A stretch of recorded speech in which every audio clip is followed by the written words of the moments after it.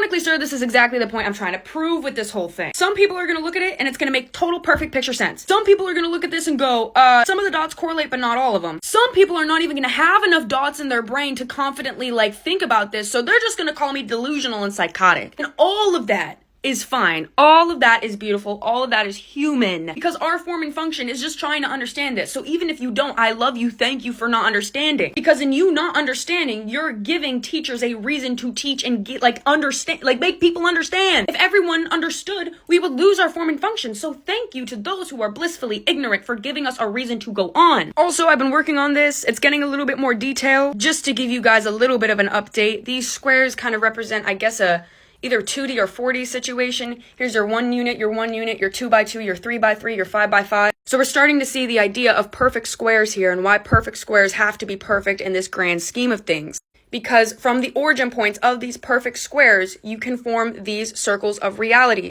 And the reason why I drew the blue lines going this way is because once this doubles on itself, right, you can imagine it this way, and then I've flipped it like that cross, right?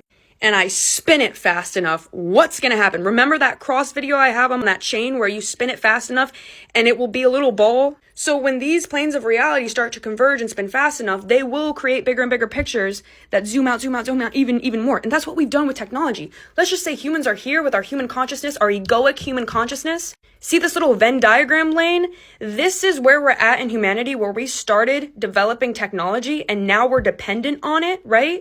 And in doing that, we've created Plato's allegory of the cave, where now we are creating a mirror world of a larger and more complex world. But doesn't this look larger to us from our perspective? That's because, again, it's a matter of relative perspective. If we were on this plane, you would actually realize that aren't these all the same size?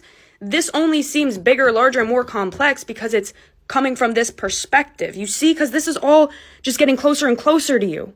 All right? So literally think about how you're seeing things. You're seeing what's closest to you, and then you're going in layers of perception. Our eyes are not built like microscopes, otherwise we could see the layer of microscopic things. We invented 3D inanimate objects that are incapable of evolving, by the way, to help us see that plane of existence, all right? And what I mean with that terms of evolution, 3D inanimate objects cannot evolve. They are solidified in this state. They cannot expand their energetic points. They're just created with them. Something alive and breathing like a dog may actually be able, over hundreds of years of evolution, to develop empathy and a sacral thing through enough experience and learning their environment.